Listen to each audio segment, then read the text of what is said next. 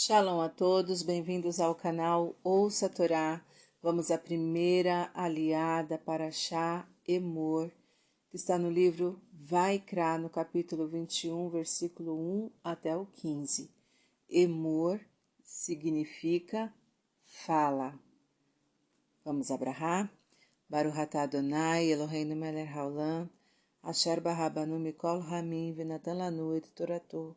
Baruch atah Adonai noten hatorá. Amém. E Deus disse a Moisés: Fala aos sacerdotes, filhos de Arão.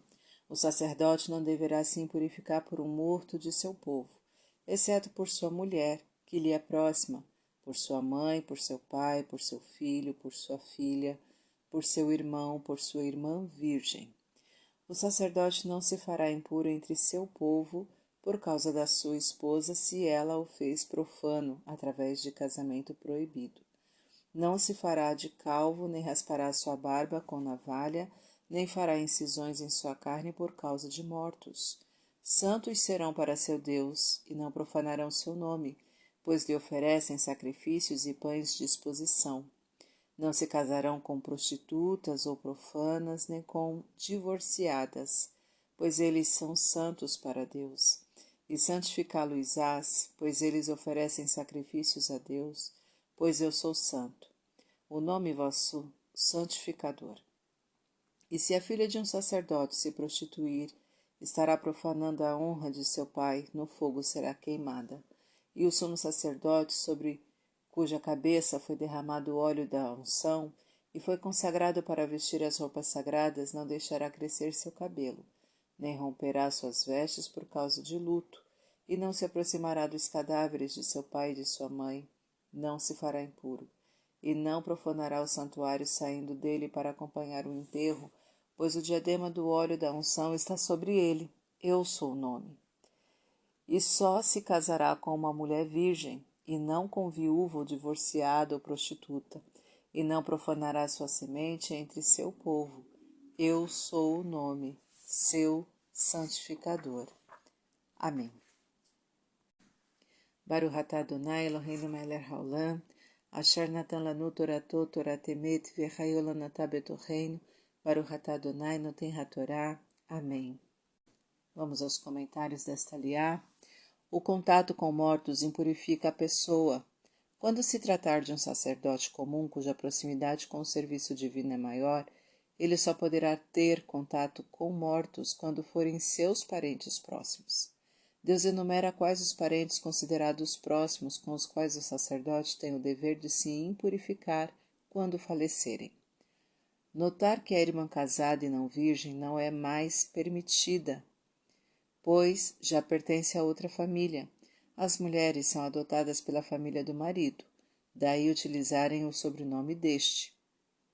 Se o sacerdote casar-se com uma mulher para ele proibida, desquitada, prostituta, não virgem, etc., ele se tornará profano, isto é, não poderá exercer as funções no templo. Isto demonstra que os casamentos impróprios não tornam os cônjuges parentes próximos aos olhos de Deus. Fazer-se calvo simboliza tirar a proteção de sua cabeça, isto é, esquecer. Não se deve esquecer dos entes queridos que faleceram. Raspar a barba com navalha simboliza eliminar um sinal de maturidade, isto é, regredir. Não se deve regredir espiritualmente por causa de um morto, começando a achar que Deus não é justo, esquecendo-se de que nenhum ser humano tem condições de entender os desígnios divinos. Fazer incisões na carne simboliza provocar sofrimentos a si mesmo. Não se deve provocar mais sofrimento do que o natural, isto é, não se deve exagerar na dor quando do falecimento de um ente querido. Devemos ter em mente que Deus sabe o que faz e, portanto, conformamo-nos com o que Ele nos reserva. Os pães de exposição simbolizam a elevação espiritual do alimento. Os sacrifícios pretendem aproximar a pessoa de Deus, obtendo seu perdão ou lhe agradecendo, etc.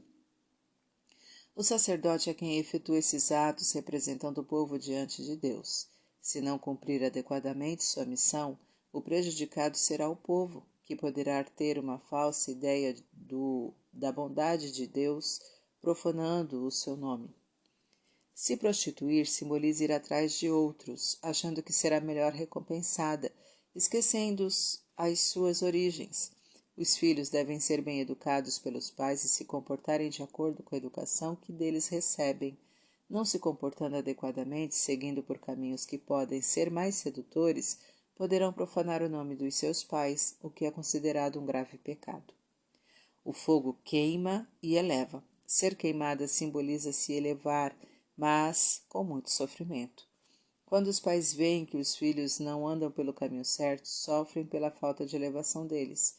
Deus então os faz se elevar mais com o sofrimento também. O sumo sacerdote simboliza aqueles que querem alcançar a máxima evolução possível. É por isso tem uma série de restrições comportamentais, conforme veremos a seguir, que os permitem se aproximar de Deus e servirem de exemplo ao próximo. Quanto mais importante a pessoa, mais exemplos de conduta adequada deve dar. Crescer o cabelo simboliza esconder a cabeça. Por ser ungido, o sumo sacerdote não deverá esconder seus pensamentos elevados, sua fé por causa do luto. Deverá, pelo contrário, demonstrar sua confiança naquele que é perfeito e faz tudo certo. Rasgar as vestes é se apresentar em público dividido. O sumo sacerdote não deve ter comportamentos diferentes para a mesma situação. Diante do luto, ele deverá agir com serenidade e entendimento, como se consolasse alguém do povo que estivesse passando pela mesma situação. O nível de pureza exigido do sumo sacerdote é tal que ele não pode se impurificar nem quando seus pais falecem. Quanto maior o grau de responsabilidade de uma pessoa, maior a exigência de um comportamento irrepreensível, puro. Acompanhar o enterro simboliza ficar abatido e triste. O diadema do óleo de unção simboliza um sinal de santidade. O sumo sacerdote simboliza aquele que quer evoluir espiritualmente ao máximo. Todos podem evoluir ao máximo espiritualmente, pois Deus coloca em cada um o potencial de santidade.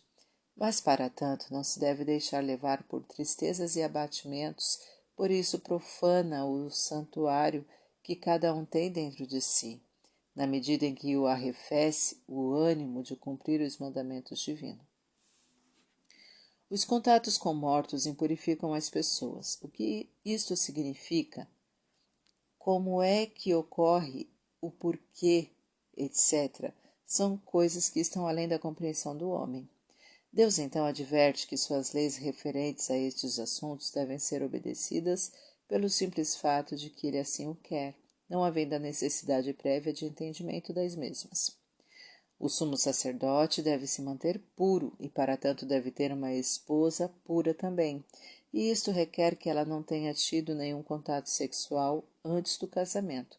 A virgindade antes do casamento consagra a mulher, proporcionando uma união mais próxima de Deus, consequentemente, a chance de maiores bênçãos. Os filhos que nascem de uniões proibidas por Deus são considerados profanadores do seu povo.